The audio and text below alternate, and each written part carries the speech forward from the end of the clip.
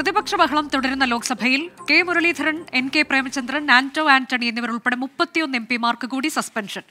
കോൺഗ്രസ് സഭാ നേതാവ് Adhir Ranjan Chaudhary, Gaurav Gogoi, Dayanidhi Maran, TR Balu തുടങ്ങിയവരെയും suspend ചെയ്തു. ബൽറാം നെടുങ്ങാടി വിവരങ്ങളുമായി. ബൽറാം, വീണ്ടും കൂട്ട സസ്പെൻഷന്റെ വാർത്തയാണ് പാർലമെന്റിൽ നിന്ന് വരുന്നത്. ഇക്കുറി അത് പ്ലാക്കാർഡുകൾ ഉയർത്തി എന്നുള്ളതിന്റെ പേരിലാണോ?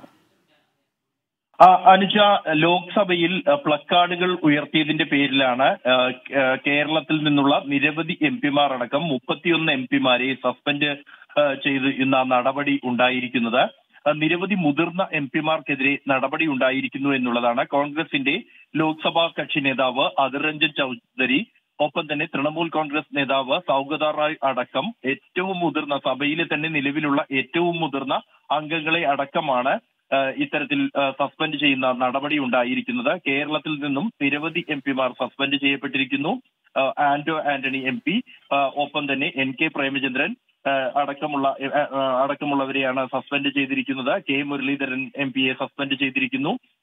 ഇന്ന് രാവിലെ സഭാ നടപടികൾ ആരംഭിക്കുന്നതിന് മുമ്പായി തന്നെ സ്പീക്കർ ഓം ബിർള തനിക്ക് ഇക്കാര്യങ്ങൾ സംബന്ധിച്ച് പ്രസ്താവന നടത്താനുണ്ടെന്ന് അറിയിക്കുകയും സഭാ നടപടികളുമായി സഹകരിക്കണമെന്ന് അംഗങ്ങളോട് ആവശ്യപ്പെടുകയും ചെയ്തിരുന്നു. തുടർന്ന് സംസാരിച്ച പാർലമെന്ററി കാര്യമന്ത്രി പ്രഹ്ലാദ് ജോഷി സഭയ്ക്കകത്ത് പ്ലക്കാർഡുകൾ ഉയർത്തില്ല എന്ന നേരത്തെ എടുത്ത ഒരു തന്നെ സ്വീകരിച്ച അതാണ് പാർലമെന്റിൽ നിന്നുള്ള വിവരം.